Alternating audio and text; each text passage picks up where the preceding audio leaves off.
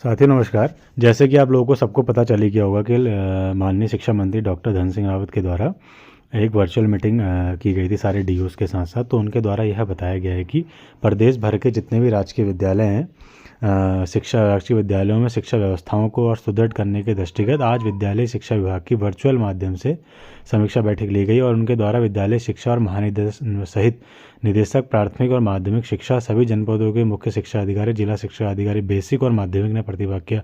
तो कहीं ना कहीं बड़े उच्च अधिकारियों के साथ मीटिंग करी उनके द्वारा और यह बताया गया कि बैठक में प्राथमिक शिक्षा के अंतर्गत सहायक अध्यापक बेसिक की भर्ती प्रक्रिया में तेजी लाकर आगामी 12 जनवरी 2026 को सभी जनपदों की एक साथ काउंसलिंग कराने के निर्देश अधिकारियों को दिए गए। यानी कि आप मान के चलिए कि 12 जनवरी को काउंसलिंग के डेट डिसाइड हो गई है। तो कहीं ना कहीं जो लोग पूछ रहे थे कि सर काउंसलिंग की लिस्ट कब आएगी, तो कहीं ना कहीं उससे 3-4 दिन पहले या 5 दिन पहले काउंसलिंग की लिस्ट जो है साइट पे आ जाएगी, जहाँ पर आप लोग क्या करेंगे, अपने गुणांकों के आधार पर जितने भी अभ्यर्थियों को इनवाइट किया हो गया होगा वो सारे अपने दस्तावेज लेके वहाँ पर हम काउंसलिंग कराने ज़िले में उपस्थित होंगे। और उनने साफ साफ ये बोल दिया गया है कि इस बार ज़िलेवार जो है काउंसलिंग होने वाली है, जिसमें आप लोगों को जो आपको लगेगा कि हाँ मैं जैसे आप लोगों को डिसाइडेड है कि मेरा इस ज़िले में भी नाम आया, इस ज़िले में भी आया और मेरा नाम यहाँ 100% आ सकता है, वहीं जाइएगा।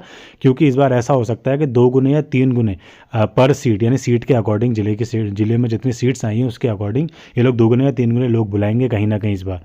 ठीक है, क्योंकि ऐसा है कि हर जगह जो है टॉपर्स कहीं ना कहीं आगे बढ़ेंगे, एक ही ज़िले में जाएंगे, बाकी जगह सीट वैकेंट ना रह जाए, इस वजह से ये लोग 2 गुने और 3 गुने जो है बुलाएंगे ही बुलाएंगे।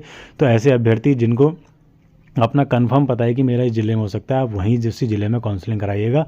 और देखिए इसके अलावा क्या बोला गया, बैठक में शिक्षकों के रिक्त पद को भरने साथ ही साथ चतुर्थ श्रेणी क्रमिकों की शीघ्र नियुक्ति करने के निर्देश भी अधिकारियों को दिए गए। तो 2 चीज़ों के यहाँ पर डिसीजन लिए गए। एक तो जो है जो रिक्त पद है उसको फटाफट इन्होंने भरने का आदेश दिया और चतुर्थ श्रेणी जो कार्मिक है उनकी शीघ्र नियुक्ति करने के आदेश भी दे दिए गए। और एक आज अखबारी कटिंग में भी कुछ चीज़ें बातें आई जिसको हम जान लेते हैं।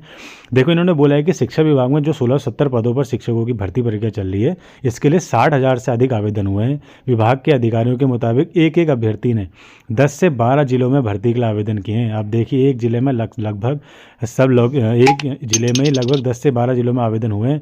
तो ये आप मान के चलिए एक बंदे ने हर जिले में अगर आवेदन कराए तो कहीं ना कहीं 2 गुने या 3 गुने लोग सीट्स बुलाएंगे। मैं ये नहीं कह रहा कि दूसरी काउंसलिंग नहीं होगी दूसरी काउंसलिंग भी, लेकिन मे भी चांसेस कितने बनते हैं पहली काउंसलिंग के बाद पता चलेगा।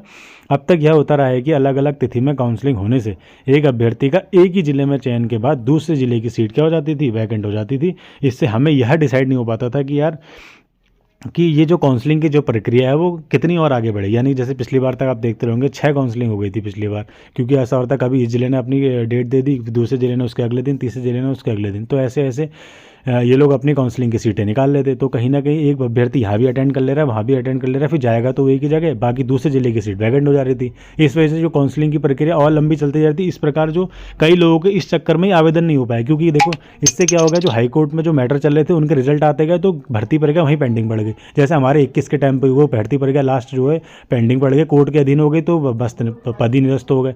कल पिछली बार भी ऐसे हो, तो इस बार भी ऐसा ना हो। तो कहीं ना कहीं आपके अच्छे के लिए ही है जो ये हो रहा है। बाकी और देख लेते हैं इसका क्या है। इससे पहले जिले में पद खाली रह जाते थे, इसी कारण अब एक साथ काउंसलिंग का निर्णय लिया गया है। शिक्षा मंत्री ने वर्चुअल माध्यम से हुई बैठक में शिक्षकों के खाली पद भरने के साथ ही चतुर्थ श्रेणी कार्मिकों को शीघ्र नियुक्ति के आदेश दिए हैं, जिसमें आपके देखिए इतने लोग बैठे थे, माध्यमिक शिक्षा निदेशक, महानिदेशक, ठीक है, और जिला शिक्षा अधिकारी प्रारंभिक माध्यमिक, इतने अधिकारियों के साथ इन्होंने वर्चुअल मीटिंग की है। तो इसमें साफ साफ आप लोगों को पता चल गया है कि अब काउंसलिंग की जो प्रक्रिया 12 जनवरी है। तो जितने भी ऐसे अभ्यर्थी हैं जो वेट कर रहे थे कि सर काउंसलिंग लिस्ट कब आएगी, तो 5 के बाद ही काउंसलिंग लिस्ट जो है साइट में जनरेट हो जाएगी। तो सारे अभ्यर्थी फटाफट अपने दस्तावेज और अपनी मूल प्रतियों के साथ, छाया प्रति के साथ अपने सारे दस्तावेज तैयार कर लीजिए।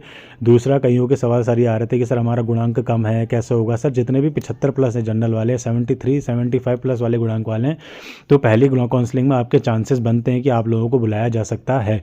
ठीक है, क्योंकि 2 गुने 3 गुने बुला रहे हैं तो कहीं ना कहीं वो जो लीस्ट हैं उनको भी बुलाएंगे। ठीक है, एससी वालों में और कम हो जाएगा, एसटी में और कम। तो इस टाइप से जो है जनरल में आप 3-4 कट ऑफ आप कम करते रहिए, उस हिसाब से आप लोगों को वहाँ बुलाया जाएगा। बाकी कई लोगों का ऐसा कहना सर पीएच वालों का आप नहीं बता रहे हैं, तो सर पीएच वालों को बता दीजिए। पीएच वालों में आप अभी जो फर्स्ट काउंसलिंग में 65 प्लस मान के चलिए, इन लोगों को अब वहाँ हर कैटेगरी में सभी लोगों को बुला लिया जाएगा पीएच के अंदर अंदर, ठीक है। और बाकी एक मैटर और चल रहा था कि सर यूपी डीएलएड वालों का क्या सीन है। यूपी डीएलएड वालों का आपको काउंसलिंग के दौरान ही पता चल जाएगा कि उनको लिया जा रहा है या नहीं लिया जा रहा है। यानी कि जो यूपी डीएलएड से करे हुए हैं, कई ऐसे अभ्यर्थी जिन्होंने जो कहीं से भी है उन्होंने हर जगह से फॉर्म डाल दिया। आप जब आवेदन लिस्ट किसी की भी निकालेंगे किसी भी डिस्ट्रिक्ट की, आप देखेंगे उसमें कई अभ्यर्थी ऐसे भी हैं जो क्या कहते हैं, जैसे बीएड ब्रिज कोर्स वाले हैं 169 को अनुमति लेके, जबकि औरों ने भी भर दिया, बीएड वालों ने तक भर दिया। बहुत ऐसे अभ्यर्थी ने कि भर दिया, चलो बाई चांस ऐसा हो कि हमें मौका मिल जाए, बाकी सभी लोगों ने आवेदन करें। अभी धीरे धीरे जो है छठी इनकी काउंसलिंग में हो जाएगी। बाकी इस बार सुनने में आ रहा है कि ओवर एज वाला मैटर भी देखने को मिल रहा है कि कई लोग ओवर एज हो चुके हैं फिर भी फॉर्म भर रखे हैं। और एक मैटर और देख रहा था मैं कि टेट की डिग्री उन्होंने डीएलएड करने के दौरान पहले ही हो गई, यानी डीएलएड करने से पहले टेट ले लिया और डीएलएड बाद में हुआ है, उसके बाद भी फॉर्म भर दिया। कई ऐसे मैटर भी देखने को मिल रहे हैं, ठीक है। दूसरे जो है, एक सुनने में आ रहा था कि सर हमारा जो गुणांक है वो इसमें कम दिखा रखा है और हमारा एक्चुअल में गुणांक कितना है, तो हम प्रत्यावेदन भेज दें। प्रत्यावेदन आप लोग लगा दीजिए, आप सोचिए मत इस बारे में। बाकी एक सवाल और आ रहा था कि सर ईमेल आईडी हमारा, जैसे हमने ईमेल कर दिया तो हमें कंफर्मेशन कैसे मिलेगी। देखिए कंफर्मेशन वो लोग आपको थोड़ी देंगे कि आपका आ गया, हम कंफर्मेशन हो गया कि हाँ सर आपका पहुँच गया, हम आपको कंफर्म कर दें। ऐसा कुछ नहीं, आपने भेज दिया बस चला गया समझ लीजिए, ऐसा मत सोचिए। वो थोड़ा डाउटफुल इसलिए क्योंकि सेंसिटिव मैटर है आप लोगों के लिए, नौकरी की बात है, इसलिए हर किसी के मन में ये चीज़ आना एक वो है, सामान्य स्थिति है, ठीक है। तो आप लोगों ने जब उसे मेल कर दिया तो 2-2 3-3 बार मेल मत कीजिए, एक बार एक ही चीज़, सारी चीज़ें संकलित करके एक ही बार में सब कुछ भेज दीजिए, आपका वहाँ डाटा पहुँच जाएगा, ठीक है। बाकी जिसको स्पीड पोस्ट करना है वो स्पीड पोस्ट कर दीजिए। बाकी जो है काउंसलिंग की प्रक्रिया धीरे धीरे फटाफट सारे जिलों की आ जाएगी। अपनी काउंसलिंग प्रक्रिया अटेंड करिए और फटाफट जितने भी अभ्यर्थी ऐसे हैं जो इस तैयारी में लगे हुए थे, कब आएगी, अब धीरे धीरे 5 का काउंसलिंग लिस्ट आ जाएगी, तो अपना आप सारे डॉक्यूमेंट्स तैयार कीजिए और फटाफट काउंसलिंग में अटेंड करिए और अपनी सरकारी नौकरी को सुनिश्चित करिए। बहुत बहुत धन्यवाद।